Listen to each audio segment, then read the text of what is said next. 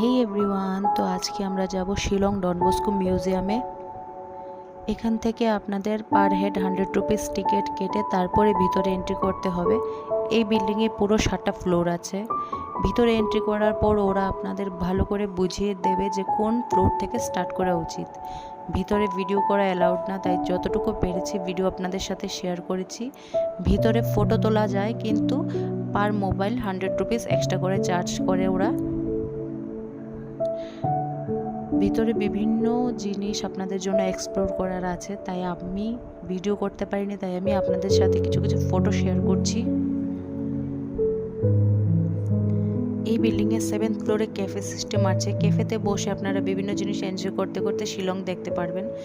তারপর 8th ফ্লোরে আছে স্কাই ওয়াক, যেখানে গিয়ে আপনারা পুরো শিলংটাকে খুব সুন্দর করে এক্সপ্লোর করতে পারবেন, দেখতে পারবেন। থ্যাংক ইউ আমার ভিডিও দেখার জন্য।